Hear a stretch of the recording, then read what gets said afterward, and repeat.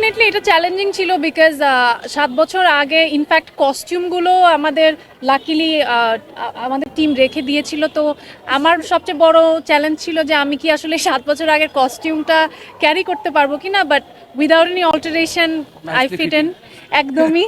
So এবং 7 বছর আগের ফুটেজ আর এখনকার ফুটেজ দেখলে আপনারাও বুঝতে পারবেন না যে কোনটা আসলে কোন টাইমের। তো এটা অনেকেই দেখেছে এবং কেউ বুঝতে পারেনি। সো মনে হয় আমার চেহারা চেঞ্জ হয় নাই, আর অ্যাক্টিংয়ের পরিপক্কতা হয়তো হয়ই নাই, কারণ 7 বছর আগের আর পরে মানুষ বুঝতেই পারছে না। বাট এনিওয়ে চেষ্টা করেছি, সবাই আমরা টিমের সবাই এফোর্ট দিয়েছি। ছবিটা শেষ করাটা খুব গুরুত্বপূর্ণ ছিল আমাদের জন্য। তো ফাইনালি যেহেতু শেষ করতে পেরেছি এবং সেটা রিলিজ হয়েছে, ইভেন ইরানে আমরা একটা আন্তর্জাতিক উৎসব ফাজার ফিল্ম ফেস্টিভ্যাল সেখানে গিয়েছে, আমরা রেইনবো ফিল্ম ফেস্টিভ্যালে আমাদের ছবিটা গিয়েছে লন্ডনে, এবং ফাইনালি আজকে ডিআইএফে আপনাদের সবার সাথে কথা বলছি। সো ভালো লাগছে।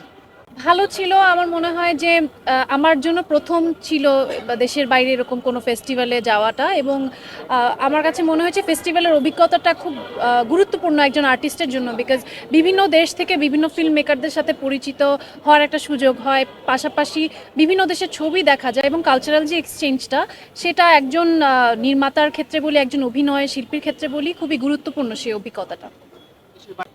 আসলে আন্তর্জাতিক ফেস্টিভ্যাল ডেফিনেটলি আমি জানি আমাদের অনেক সীমাবদ্ধতা আছে, এবং আমাদের ছবির বাজারও সেরকম না যেখানে অনেক বড় বড় ফেস্টিভ্যাল করে আমরা আসলে অনেক দেশের ছবিকে ইনভাইট করে এখানে নিয়ে আসতে পারবো। বাট তারপরও সেই All 75 তার- country আসে। হ্যাঁ, তারপরও আমাদের 75 দেশ থেকে যদি ছবি এসে থাকে তাহলে তো ডেফিনেটলি, এবং এত বছর ধরে ফেস্টিভ্যালটা কন্টিনিউ হচ্ছে, নিশ্চয়ই চেষ্টা আছে, এবং আশা করি আপনারা সবাই সাপোর্ট দিলে, আমরা নিজেরাও যদি সাপোর্ট দিই, তাহলে এই ফেস্টিভ্যালটা আরও অনেক অনেক বড় হবে একটা সময়। এখন ভালো খারাপ মিলেই তো সব কিছু। অবশ্যই আমার আক্ষেপ নেই, কারণ কি আমি মনে করি যে এই সিনেমাটা করতে গিয়ে আমার কিছু মানুষের সাথে পরিচয় হয়েছে, যাদের সাথে পরিচয় হওয়ার কারণে আমি পরবর্তীতে নাটক করতে পেরেছি। So it's a chain reaction.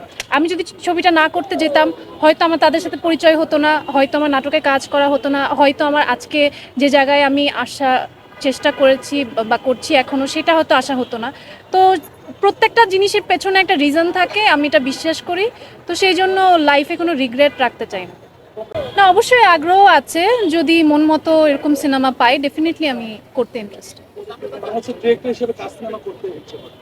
ওরকম নির্দিষ্ট কোনো ডিরেক্টর আমি আসলে বলতে পারছি না। একদম নতুন, পরিণত হয়েছে অবশ্যই চুজ আছে। না একদম নতুন কেউ যদি আমার কাছে খুব ওয়ান্ডারফুল একটা গল্প নিয়ে বা খুব সলিড একটা প্ল্যান নিয়ে আসে, আমি সেটাও করতে রাজি, আমার কোনো অসুবিধা নেই। আপু গান নিয়ে আপাতত আমরা এই ফেস্টিভ্যাল রিলেটেড